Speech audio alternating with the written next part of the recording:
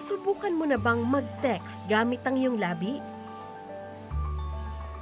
O kaya'y makipagsabayan sa iba sa iyong kakaibang paraan?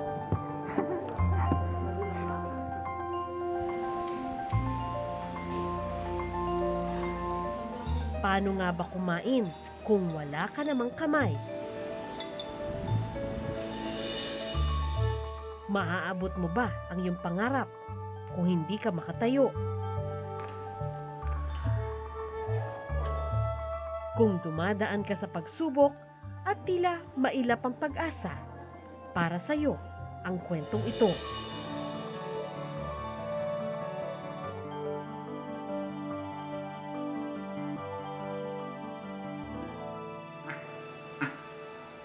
Siya si Pablito, 22 anyos, may brittle bone disease. Pasensya na ngayon, malaki ang katawan ko. Pero araw-araw, ganadong bumabangon para pumasok sa eskwelahan.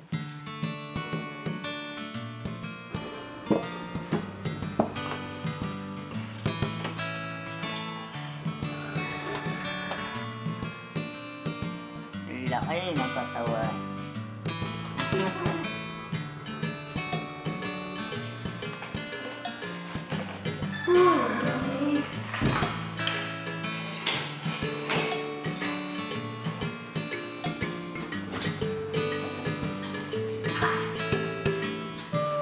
Tower.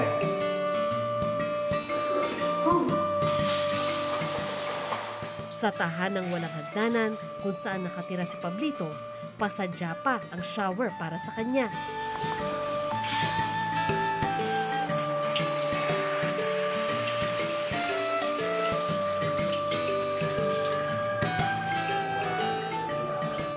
Marupok kasi ang buto ni Pablito mula nang ipanganak.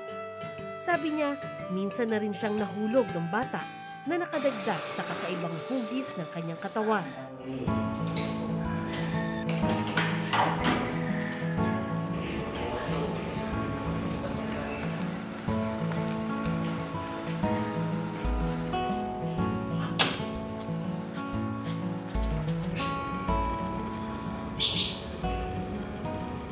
Sa pagbibihis pa lang, parang ako ang napapagod na pagmasdan si Pablito.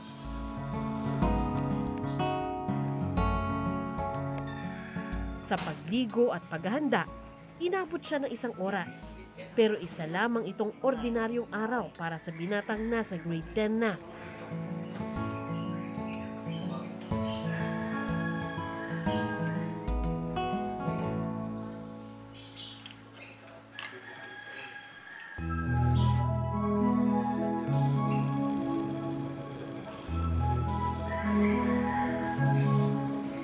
Alam mo na nakakalakad nila. Si Pablito na ang nagbiro sa kanyang sarili habang isinusuot ang makintab na sapatos na hindi naman inilalapat sa lupa.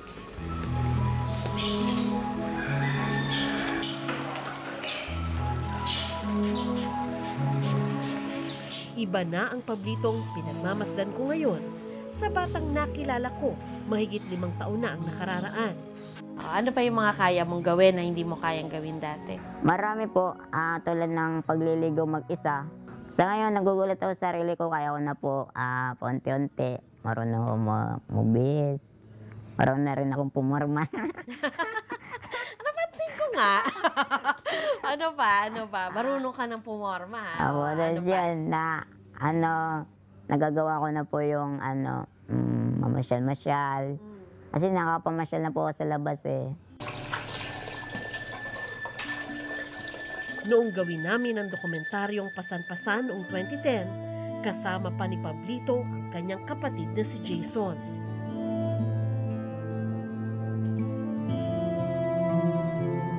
Parang siyang katawan ko, kamay ko, lahat. Parang siya po kasi yung gumagawa lahat eh. Mostly pati sa pagkain ko yata eh. Ganun. Kasi inaanda niya po lahat. Pero noong 2012, binawian ng buhay si Jason matapos masaksak sa Cavite. Hanggang ngayon, hindi nalutas ang kaso at walang nakulong na suspect. Na-down ako. Nung time na, hindi ko po sinatanggap nun. Nai-realize ko na lang, unti-unti mga sinabi niya sa akin na kahit anong mangyari, magpatuloy pa rin po. Yan. Tingin mo proud siya sa'yo? Nga dati pa naman, proud na sa akin. Kasi nung ano po yun, nung awarding ko po tomorrow, ganun. Tinexan na siya, Tol, paano yan? May medal utol mo, di ko pupunta rito. Di nga, meron kasi pupunta ako, kaso gabi lang, sabi niya. Sige, hintayin kita, ganun. Tapos, hintay ko siya. Kinabukasan, awarding ko, tapos, pero before yon, nagbanding muna kami magkapatid. Nung gabi na, niyakap yun ng mahigpit. Niyakap niya. O, diba? Namimiss mo. Ganun siya. Niyakap niya ako ganun. Uy, ito kumakain nga. Tapos siguro yun na yung, niya, last hug, opo. Tapos yung kinabukasan, yung may awarding na ako. Doon ko po nakita na tuwang-tuwa siya. Talaga? Opo.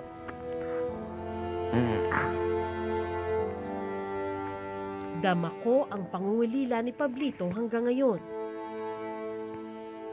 Sumakabilang buhay na rin ang kanyang ama at may asawa ng iba ang kanyang ina. May kanya-kanya na ring buhay ang 5 pa niyang mga kapatid. Nung wala na siya, may naman ako awarding, tapos naalala ko siya noon. Sabi ko, sino atin sa akin? Wala akong makuya ko na. Nung yung time na yun, nanyaram ako ng nanay. Sabi ko, pwede po kayo. Bakit? May award ako, wala sa akin mga atin eh. Wala nga. Sige. So pakiramdam mo ba ngayon, mag-isa ka lang? Parang ganun po. Buti na lang marami pong friends. Next.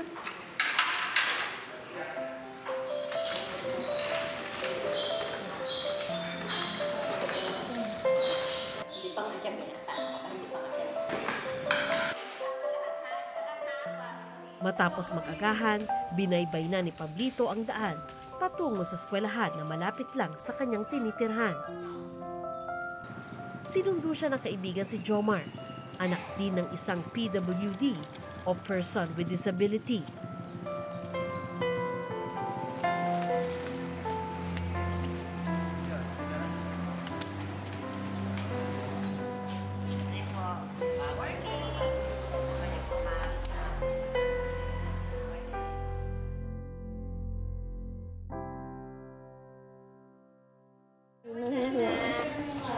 Hello po. Ang pamilyang inaasam-asam ni Pablito, maswerteng hindi kailangang pangarapin ni Bujana. Hello, ma. Si mama po. Walang kamay at walang paa. Pero ang 23 anyos na dalaga may talento sa pagpipinta.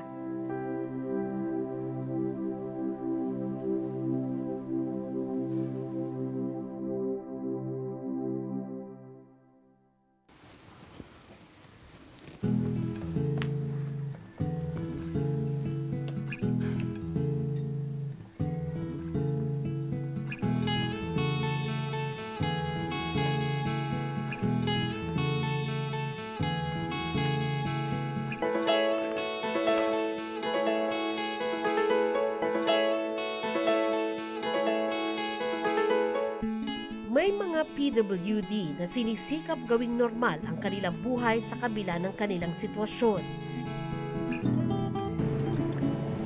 Isa na riyan si Erica na araw-araw nagko-commute papunta sa Trinity University of Asia kung saan siya nag-aaral.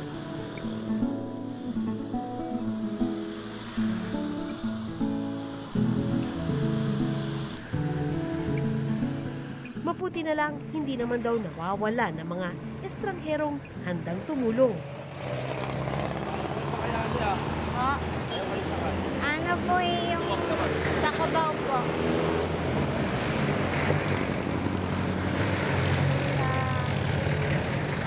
Boss, maluwag pa!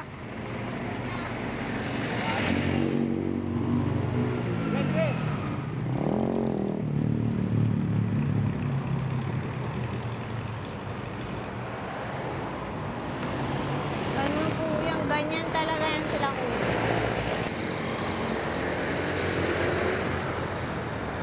Boss, sakay lang natin na, boss. Late na eh.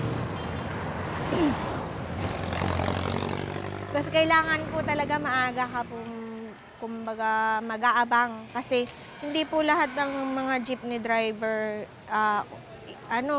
yung magpapapara, papasakayin ka. Namimili din po kasi sila ng pasahero. Lalo po, pag nakikita nilang mag-isa ka lang na walang tutulong sa'yo.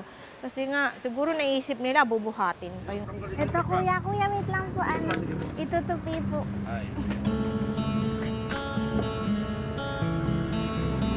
Thank you po. Pumutok. Pumutok. Sa pagsampa ng wheelchair sa jeep, pumutok ang gulong nito. Sa jeep, nagkataon namang nakasakay ang isang kaklase niya. Ito ang lumawak ng bag ni Erica para sa kanya.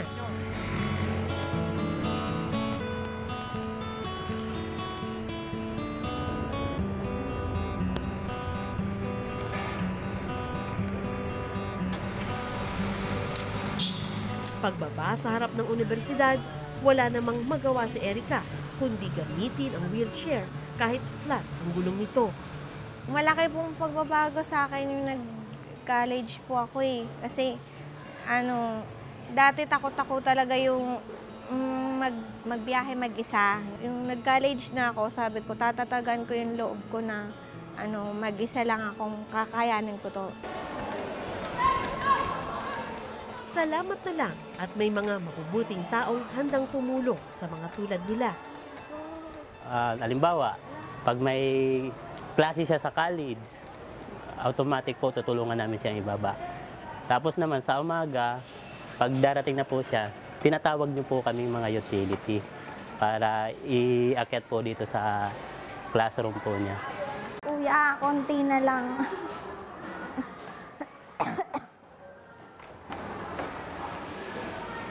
Thank you, kuya. Lahat kami dito mga security guard, binubuhat namin yan siya eh. Usually, lalo pag wala yung mga janitors. Hindi naman sila binigo ng dalaga. Hindi lang siya scholar, Dean's Lister pa. I do believe that Erica will really land a work because of her academic performance and even in her behavior.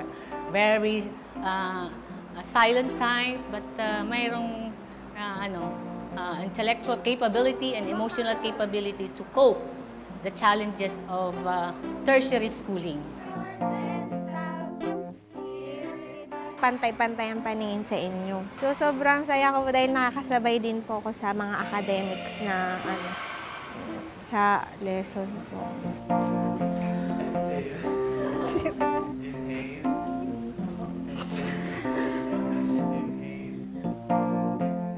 Samantalang nalalapit ang binata sa kanyang Tulad ni Erica, nasa isang regular school din si Pablito. Kwento ng mga guro niya, masigasig siyang mag-aral sa kabila ng kanyang kapansanan. Makikita natin sa kanyang panlabas na kaanyuan na kung isipin natin parang hindi siya makakapag-aral. Pero isang estudyante, maayos, matyaga, masipag. Pag tumatagal yung pagsusulat niya, siyempre siguro nangangalay siya. Kaya medyo tumatagal yung paggawa niya ng seatwork. Maliit mang tingnan sa tabi ng kanyang mga kaklase, napakalaki naman daw ng puso ni Pablito. Pusong tila hindi magkasya sa maliit niyang katawan. Maayos talaga kasi kung hindi, ay hindi rin naman siya papakitunguhan ng ibang estudyante. Talagang inaalalayan siya kasi wala naman siyang naghahatid, nagsusundo sa kanya. Talagang mga kapwa kamag-aral niya lang yung nagtutulak sa kanya dahil nga sa kalagayan niya.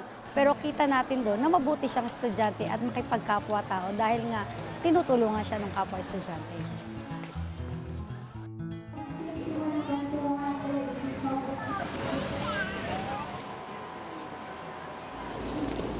Kailangan? Hindi ka malalim? Sige, malalim. Minabuti naming pasuri sa National Orthopedic Center si Pablito para malaman ang lagay ng kanyang kalusugan. Kamusta ang paghinga mo? Medyo nahirapan po ako dahil po sa likod ko po sumasakit. Sumailalim din siya sa x-ray. Isot kang kwentas? Wala po.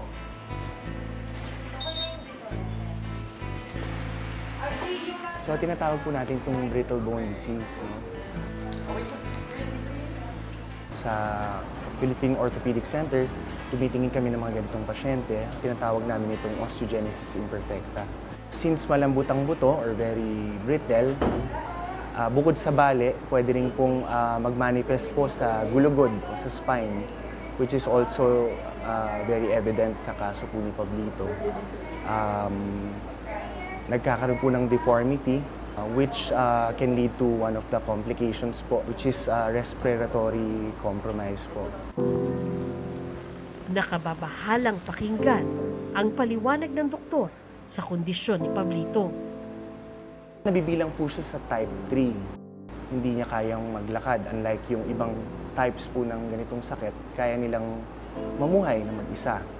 Pero sa ganito po, kailangan talaga may kasama po siya. Pero sa kabila ng lagay ng kanyang kalusugan, patuloy ang pag-usbong ng pag-asa sa puso ng binata. Anong pangarap mo? 3 po. Lawyer, tapos business, saka IT po. Iniisip ko yung ano po doon ang kukunin kong course. Parang gusto ko po muna start sari-sari store, ganun. Kung mayroon na ako noon, sari-sari store, pwede pa rin ako mag-aral ng college. Gano'n ka ba talaga? Nagpaplano ka ng malayuan?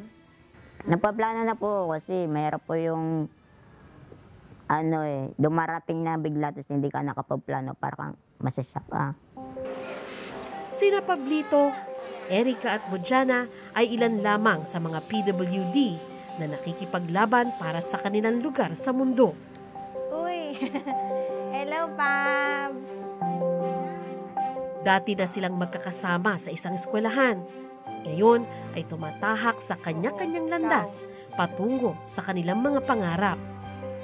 Ito, ay pangarap ko po talaga yung makatapos ng pag-aaral, yung nga po, makatulong sa pamilya, mapakita sa ibang tao na dati, parang mga humahamak sa'yo, kumbaga. Kaya nga rin pong education yung kinuha ko. Dahil para din po makapagturo ako sa mga special children, ganun. Mabigyan sila ng magandang edukasyon na kailangan po sa kanila at pagpapasensya po. Mula kamusmusan, dumanas na ng hirap sa buhay ang mga kabataang ito para marating ang kinaroroonan nila ngayon. Subok na ang katatagan ng kanilang pagkatao at tibay ng kanilang puso. Pasan-pasan man noon, ngayoy pilit nilang isinusulong ang sariling kakayahan. Sayang naman kung ikakahon lang sa lumpong paniwala ng iba. Sayang naman kung ikukulong sa hawla ng paghuhusga.